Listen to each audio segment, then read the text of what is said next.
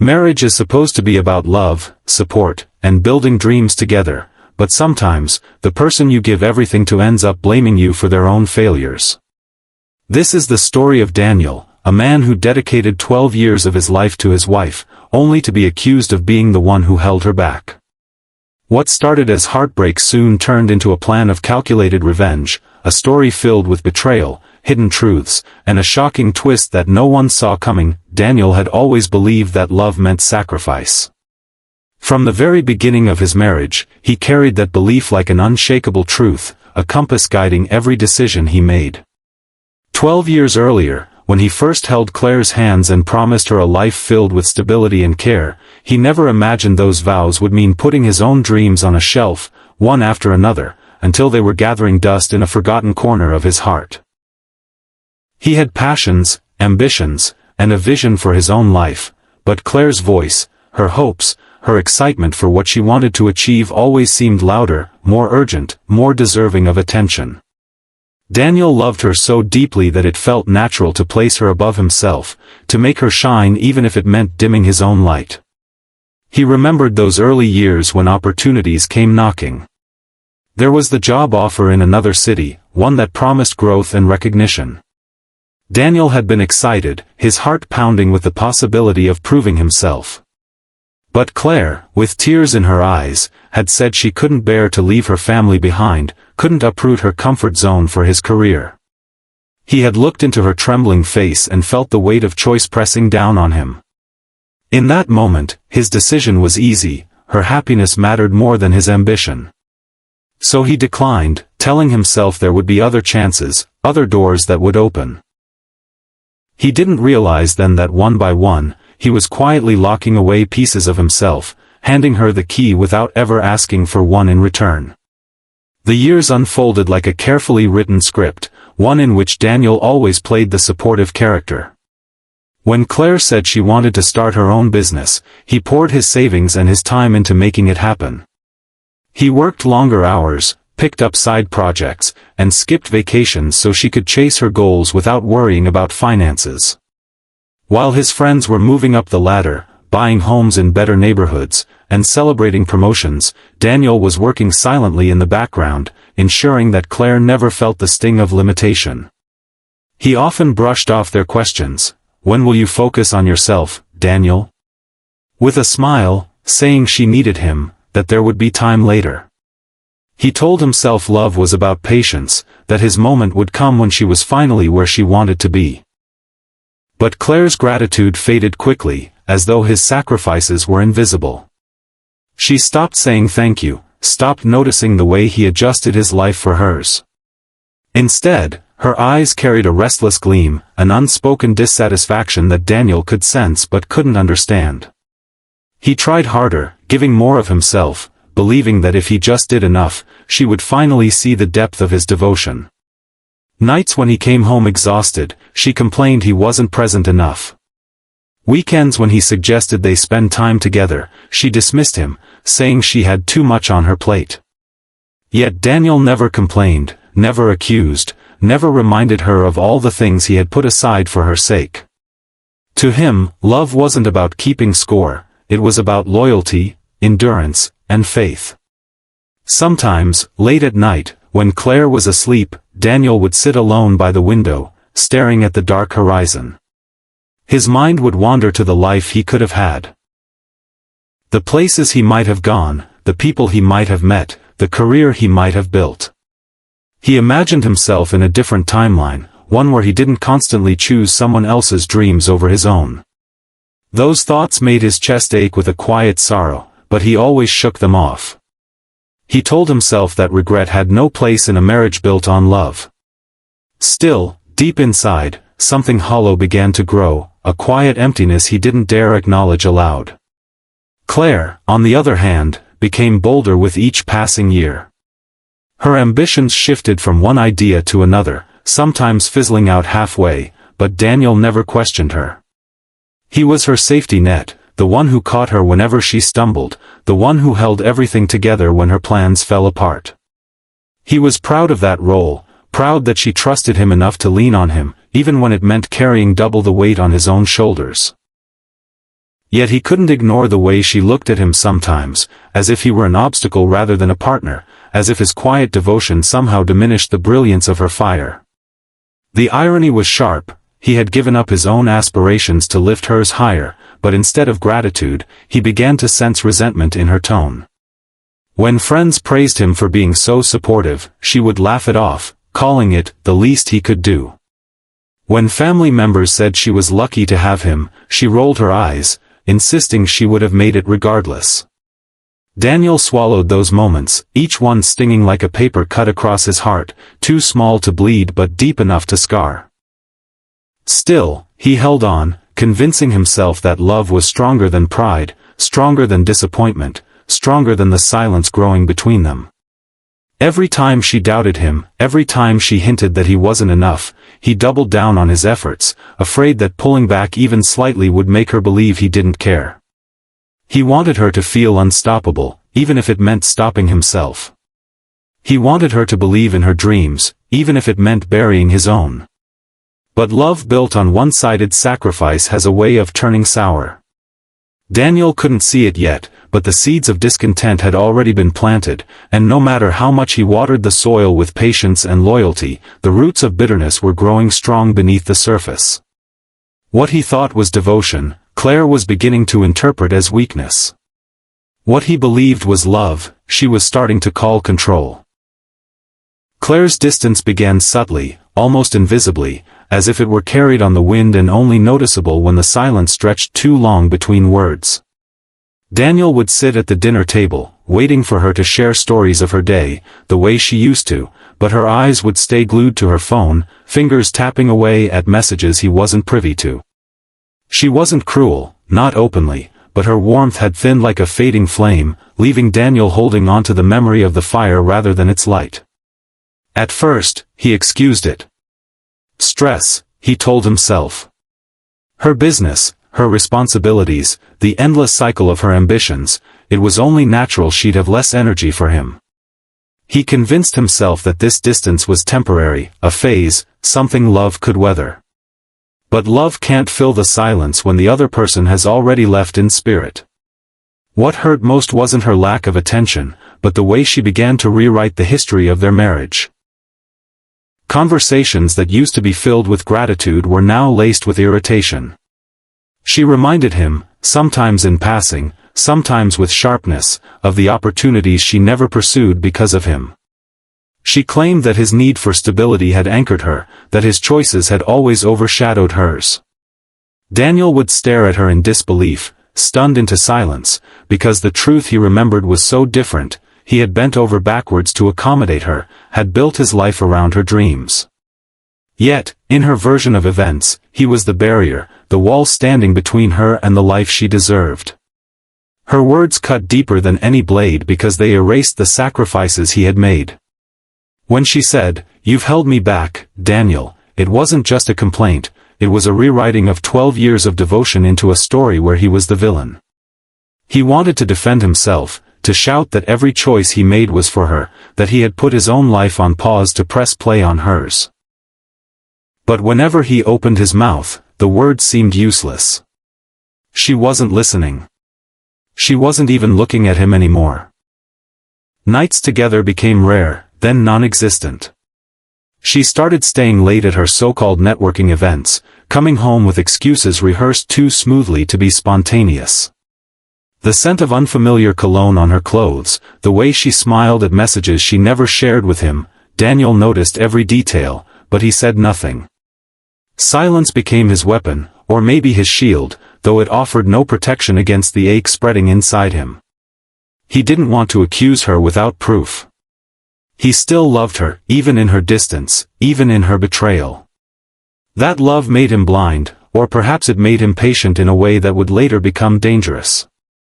The woman he had once known, who once leaned on him for everything, now looked at him with eyes that held contempt rather than admiration.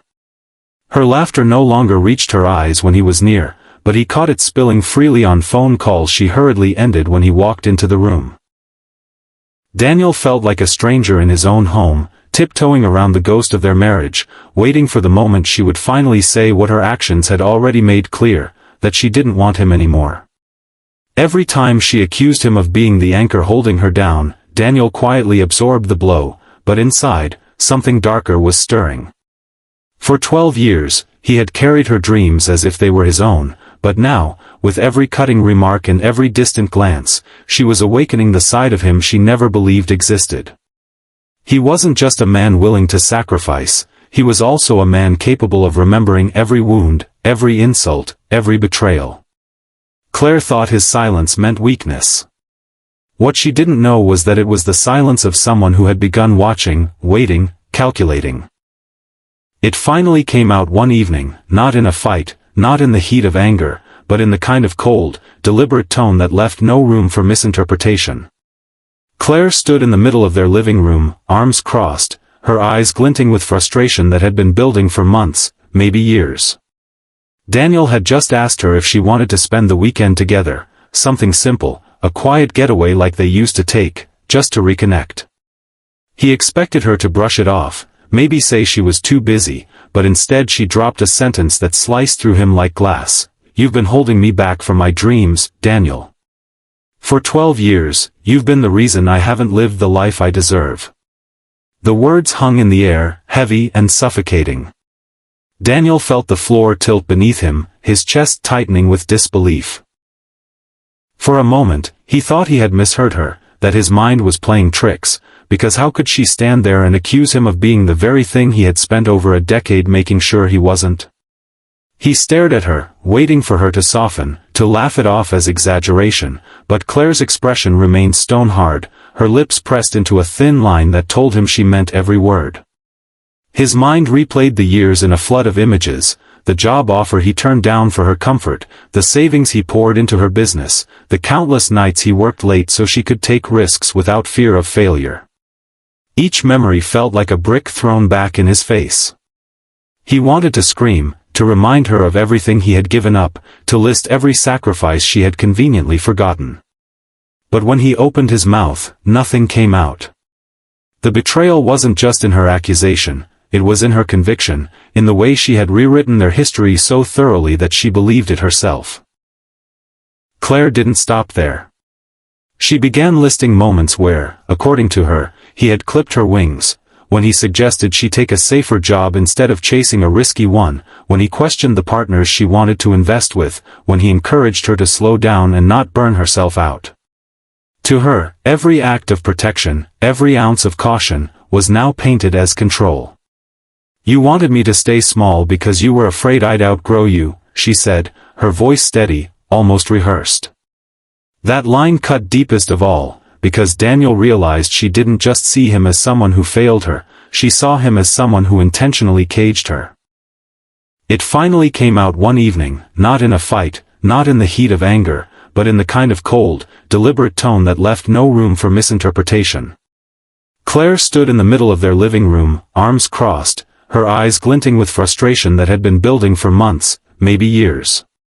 Daniel had just asked her if she wanted to spend the weekend together, something simple, a quiet getaway like they used to take, just to reconnect. He expected her to brush it off, maybe say she was too busy, but instead she dropped a sentence that sliced through him like glass. "You've been holding me back from my dreams, Daniel.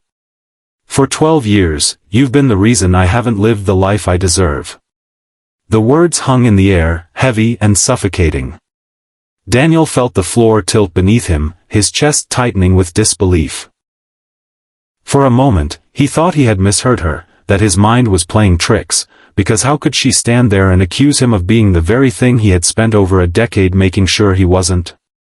He stared at her, waiting for her to soften, to laugh it off as exaggeration, but Claire's expression remained stone-hard, her lips pressed into a thin line that told him she meant every word.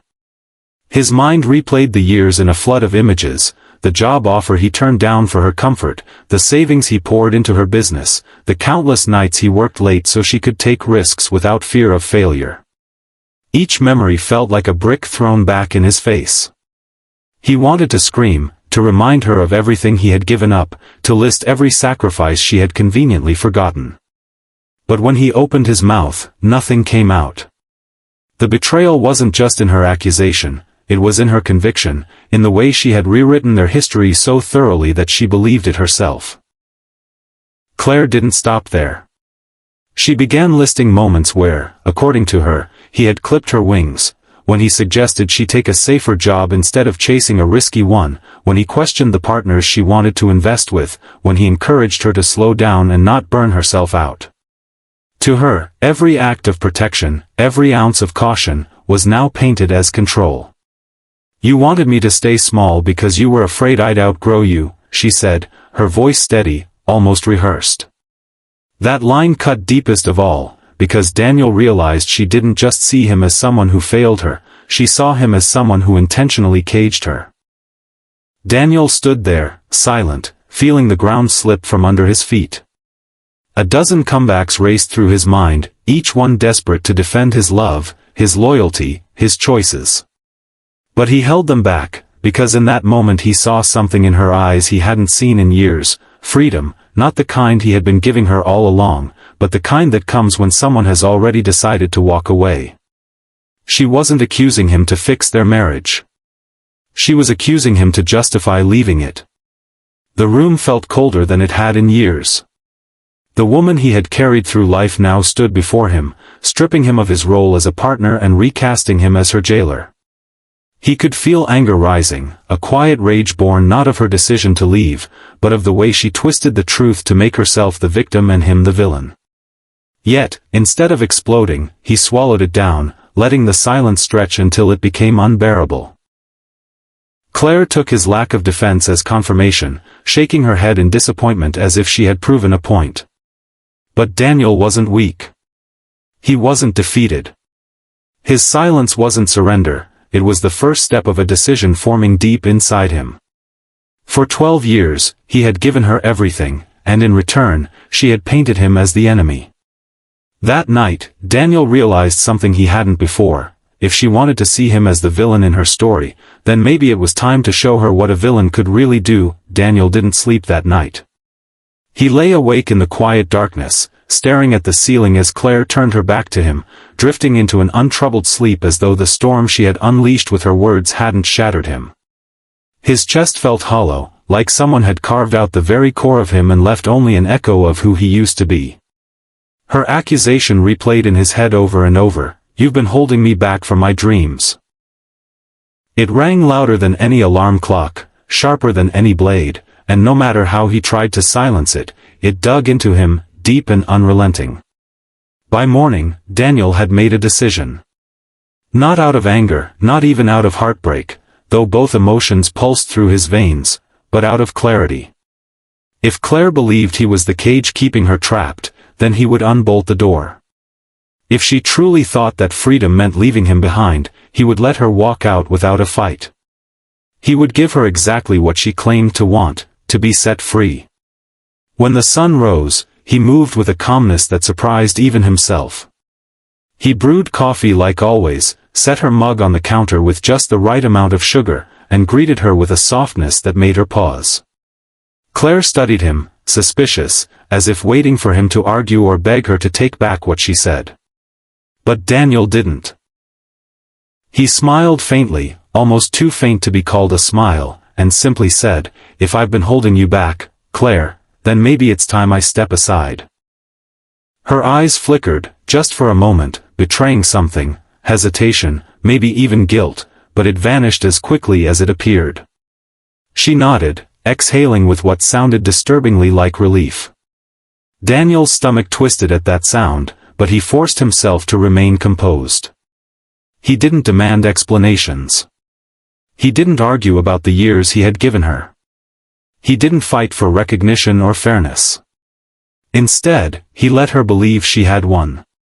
Over the next few days, Daniel played his part with unsettling precision. He stopped asking about her late nights. He stopped reminding her to eat when she forgot. He stopped reaching for her hand, stopped trying to pull her back into the marriage she clearly no longer wanted. To her, it probably looked like surrender, the final proof that he had never been strong enough to keep up with her in the first place. She began walking around the house with a kind of boldness, as if she already owned the freedom she had demanded. But inside Daniel, something else was unfolding. This wasn't surrender, it was strategy. He realized that love had blinded him for years, but now that the scales had fallen, he could see her for what she had become: ungrateful, self-centered, reckless. She had twisted his sacrifices into chains, his devotion into control, his love into weakness. And instead of wasting his energy trying to rewrite her perception, he decided to let her live in it. Let her believe she had broken him. Let her underestimate him. Because the quieter he became, the more arrogant she grew, and arrogance always leaves blind spots. At work, he performed like nothing was wrong. With friends, he smiled and laughed, though his eyes carried a new edge, sharper than before. He was a man gathering himself, not falling apart. At home, he remained polite but detached, observing every move Claire made with a patience she mistook for indifference. He noticed the way she lingered longer on her phone, the sudden importance of networking events, the way her tone softened when she answered calls she thought he couldn't hear. Each detail became a piece of a puzzle he was quietly assembling. When she said, "I need to find myself," Daniel nodded. When she said, "Maybe we should take some space," he agreed. He gave her nothing to fight against, no resistance to sharpen her accusations. She didn't know it, but he was already preparing for the day when her freedom would turn into her downfall. For now, all she saw was a man stepping aside, loosening his grip, letting her spread her wings. What she didn't realize was that Daniel wasn't setting her free out of weakness, he was setting her free out of design. Because when you give someone enough rope, they don't always use it to run. Sometimes, they use it to hang themselves. Claire embraced her so-called freedom with a kind of arrogance that was impossible to ignore. She acted as though she had been unshackled from years of oppression, as though Daniel's steady devotion had been nothing but a weight around her neck. Within days of their conversation, she began flaunting her independence like a badge of honor, making sure everyone could see how liberated she felt. She stayed out later than ever, returning home in the early hours with a smugness that didn't even try to hide itself. When Daniel asked if she had eaten, she would brush him off with a laugh, saying things like, "I don't need to check in anymore. I'm finally living." Her phone, once casually left on counters and couches, was now glued to her hand, always face down when Daniel was around. She no longer bothered hiding the messages that made her lips curl into private smiles. And when the phone rang, her voice softened, taking on tones Daniel hadn't heard directed at him in years. In public, she took her performance even further. On social media, her posts painted a portrait of a woman reborn, smiling selfies at restaurants with captions about chasing dreams, photos of cocktails under neon lights, hashtags about freedom and empowerment. Friends cheered her on, praising her bravery for finding herself, never realizing they were clapping for the destruction of the very man who had sacrificed everything to build the foundation she was now standing on. Daniel saw it all. He never commented, never asked questions, never confronted her. Instead, he scrolled silently, committing every word and every picture to memory. At home, her disdain grew sharper. She talked about her plans with a carelessness that cut deeper than any direct insult. "I've been meeting people who understand me better than you ever did," she'd say, sipping wine as though she were merely making an observation, not driving a knife into his chest. "There's a whole world out there I never got to see because I was too busy being your wife." Each sentence twisted the knife further, but Daniel didn't flinch. He listened, nodded, and let her believe she was finally soaring. But beneath his calm exterior, Daniel was watching her unravel. He saw the lies in her stories, the inconsistencies about where she had been, the sudden secrecy with her finances, the new clothes she claimed were gifts from a friend. He noticed the unfamiliar cologne that clung to her after late nights, the way she hummed absent-mindedly with a glow that didn't come from ambition, but from someone else's attention. She thought she was clever, thought he was too broken to see what was right in front of him. But Daniel had stopped being blind the moment she accused him of holding her back. The more she flaunted her independence, the more reckless she became. She spoke with a kind of careless pride, convinced Daniel was too weak or too indifferent to notice. She believed his silence meant defeat, but in reality, it was strategy. Every secret she thought she was keeping, she was actually handing to him on a silver platter. Every late night, every unexplained expense, every lie she told to his face became another piece of evidence in the quiet case Daniel was building. What Claire didn't realize was that freedom without respect is nothing but chaos. She mistook recklessness for empowerment, mistook betrayal for self-discovery, and all the while, Daniel stood in the shadows, letting her play her part. She was putting on a performance for the world, but he was the only one who knew how the final act would end. Daniel had always been meticulous by nature, a man who noticed the details others overlooked. For 12 years, he used that gift to anticipate Claire's needs, to smooth her path so she could chase dreams without stumbling. But now, that same precision turned inward, transforming into something sharper, colder, and far more dangerous. If Claire believed he was the anchor that kept her tied down, Daniel would show her what it felt like when the anchor was lifted, and then dropped again with crushing weight. The first step was observation. He didn't confront, didn't accuse, didn't break the facade of quiet acceptance she thought he had settled into. Instead, he began collecting her slips like a hunter tracking prey. When she left her phone carelessly charging in the kitchen, Daniel didn't snoop immediately. He waited. He watched how she guarded it, how her eyes darted toward it whenever it buzzed. He paid attention to the names that appeared on the screen, the initials she thought were vague enough to cover her tracks. He didn't need to open the messages, her behavior was already evidence. But when the opportunity came, when she was in the shower one evening and her phone lit up with a preview she hadn't hidden, Daniel caught just enough to know. Words of affection. Phrases no friend would use. That was the moment his quiet suspicion hardened into certainty. From there, Daniel became deliberate. He copied receipts she carelessly tossed aside, dinners billed for two, hotel charges explained away as business meetings, purchases of gifts he never received. He checked the shared bank account and saw money moving in small, almost unnoticeable amounts to a new account she had opened in her name only. Each discovery was like a puzzle piece clicking into place, forming an image of betrayal that was no longer deniable. But Daniel wasn't reckless. He knew better than to storm into the room waving evidence like a weapon. Instead, he documented everything carefully, methodically, ensuring every lie had a paper trail, every secret had a timestamp. He saved screenshots, made copies, even printed emails that she thought were deleted. His work was invisible to her, hidden beneath his mask of silence.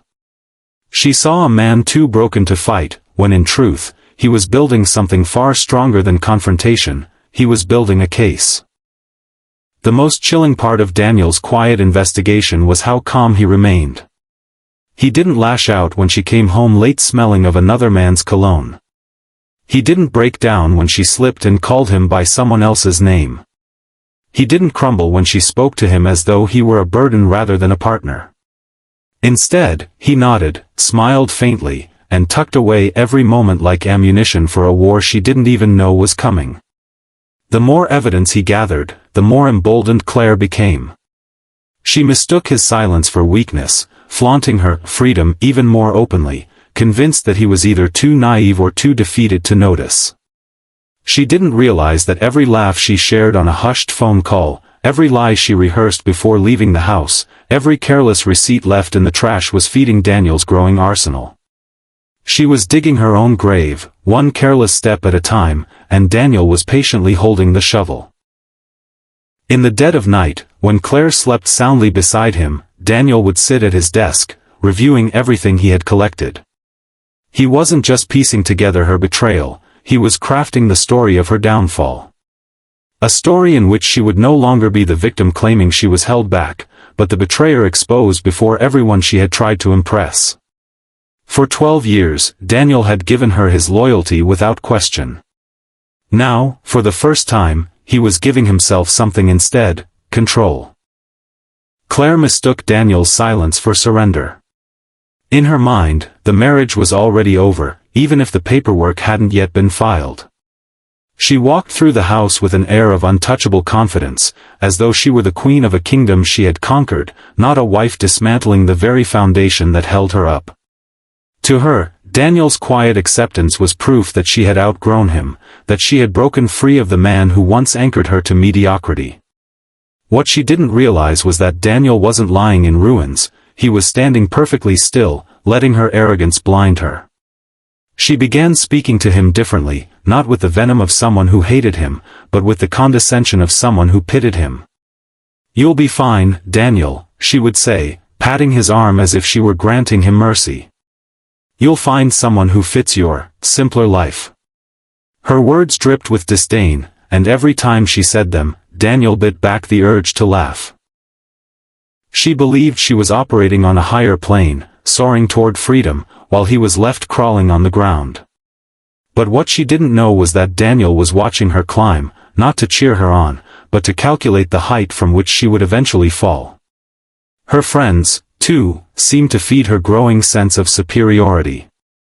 Claire surrounded herself with people who praised her for being brave, for choosing herself after years of sacrifice. They celebrated her late nights, her spontaneous trips, her reckless spending, all the while glancing at Daniel as though he were a relic of the past, unnecessary, outdated. Claire thrived on their approval, leaning deeper into her new role as the independent woman breaking free of a controlling husband.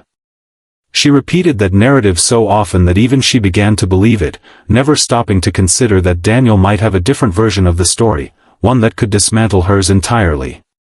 Inside the house, she grew careless. She left traces of her double life scattered like breadcrumbs, a second phone she thought was hidden, receipts tucked between couch cushions, whispers exchanged in rooms where she assumed Daniel couldn't hear. She believed him too broken to notice, too weak to act. Each mistake she made fed her illusion of control, while in reality, every slip tightened the trap Daniel had been quietly constructing. Daniel kept his expression neutral, his tone calm, his presence subdued. He cooked dinner when she came home late, nodded when she excused herself with flimsy stories, and never once raised his voice. To Claire, it was proof she had crushed him completely. To Daniel, it was cover. He was gathering information, waiting for the perfect moment when silence would become his weapon, when patience would sharpen into revenge. The irony was almost poetic. She thought she had the upper hand because he let her believe it. She strutted through their shared life as if she had won a war, not realizing the battlefield hadn't even been revealed yet. She believed Daniel's silence meant defeat, but in truth, it was the stillness before a storm. And when that storm came, it wouldn't just wash away her illusions, it would expose her lies to everyone she had fooled. Daniel knew timing was everything. Revenge wasn't about shouting in rage or slamming doors. It was about precision, about choosing the exact moment when silence turned into revelation. For weeks, he let Claire play her part, smiling sweetly in public while twisting the knife in private. He let her friends praise her courage, let her bask in their admiration, let her new life glitter with the illusion of freedom. But all the while, Daniel held the truth in his hands, every receipt, every message, every piece of evidence carefully prepared for one purpose: exposure. The perfect opportunity arrived almost as if fate had delivered it. Claire decided to host a gathering at their home, a celebration of her new chapter. She invited her closest friends, her business associates, even a few family members who had always admired the couple from afar. She wore a radiant smile, dressed in a gown that shimmered under the lights, her laughter ringing through the air as if she had already stepped into the life she claimed Daniel had denied her. People toasted to her strength, complimented her independence, and Claire soaked it all in like a queen on her throne. Daniel played his role flawlessly. He moved through the room with polite charm, offering drinks, greeting guests, even raising his glass when someone proposed a toast to Claire's success. To anyone watching, he seemed like the supportive husband who had accepted his wife's newfound identity with grace. Claire believed it too. She looked at him with a mixture of smugness and pity, certain that he was too small to challenge the grand image she had created of herself. And then, when the laughter was at its loudest, when the room was buzzing with admiration for Claire, Daniel struck. He didn't raise his voice or slam his fist, he simply cleared his throat, calm and composed, and asked for everyone's attention. Conversations hushed, glasses lowered, and all eyes turned toward him. Claire, slightly tipsy from wine and validation, smirked as though she expected him to offer some kind of farewell speech, maybe even a confession of his inadequacy. What she didn't expect was the truth. Daniel began slowly, recounting the story of their marriage, not with bitterness, but with measured clarity. He spoke of the opportunities he had given up, the sacrifices he had made, the way he had built his life around Claire's dreams. His words painted a picture no one in the room had ever considered, a picture that showed him not as a burden, but as the very foundation of her success. Then, just as the murmurs of surprise began to ripple through the crowd, he revealed the evidence. He laid out the receipts, the messages, the proof of her double life with clinical precision. He didn't embellish, didn't dramatize, he simply presented the facts, one by one, like a lawyer making an airtight case. The room grew colder with each revelation. Gasps broke out. Eyes widened. Friends who had cheered her minutes earlier now looked at her with disgust, with betrayal, with judgment. Claire's smirk crumbled into panic, her face draining of color as the mask she had so carefully worn began to shatter. She stammered, tried to explain, tried to twist the story as she always had, but it was too late. The evidence was undeniable, and the audience she had spent months impressing was now watching her fall apart. Her freedom, her independence, her so-called empowerment, all of it collapsed under the weight of the truth Daniel had unleashed. And through it all, Daniel stood calm, collected, a man who had finally shifted from silence to revelation. He hadn't raised his voice. He hadn't needed to. The truth alone was enough to destroy her. The room had turned into a gallery of judgment, every eye fixed on Claire as if she were a painting stripped of all its colors, leaving only the raw canvas underneath. The evidence Daniel had unveiled still lingered on the table, receipts, messages, documents, a silent but undeniable testament to the betrayal she had tried so hard to disguise. The once lively hum of laughter and chatter had dissolved into a suffocating silence, broken only by the occasional sharp whisper from a guest who couldn't quite contain their disbelief. Claire stood trembling, her face pale, her lips moving without words, as though she were drowning in a sea of her own lies. Daniel, however, didn't tremble. He stood tall, his composure unshaken, his calm presence a sharp contrast to the chaos unraveling around her. For years, he had been silent, swallowing pain and disappointment, letting her paint him as the villain. But tonight, in the span of a few minutes, he had turned the narrative on its head without ever raising his voice. He didn't gloat, didn't smirk, didn't spit out the rage that had once consumed him. He simply existed in quiet dignity, and that dignity alone became the final blow to Claire's crumbling pride. Her friends, once her loyal cheerleaders, looked away, ashamed of the way they had applauded her so-called bravery. The business associates she had worked so hard to impress whispered among themselves, their admiration evaporating into suspicion. Family members stared with a mixture of disappointment and disbelief, their trust in her shattering with every passing second. The same audience that had lifted her onto a pedestal was now watching her fall, and there was no one left to catch her. Claire tried to reach for Daniel then, desperation flashing in her eyes. "Daniel, wait.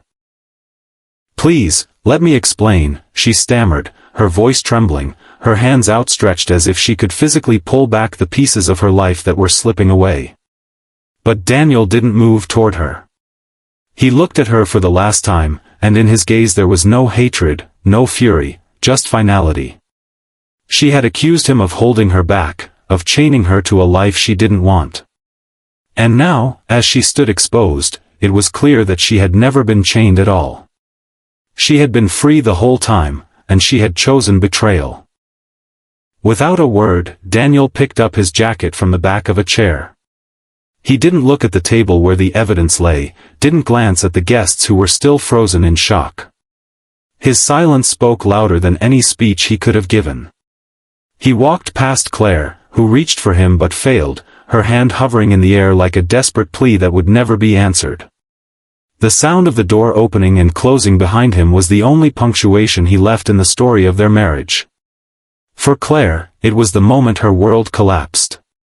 For Daniel, it was liberation, not the kind she had demanded, not the kind wrapped in arrogance and recklessness, but a freedom born from truth, dignity, and the quiet satisfaction of justice.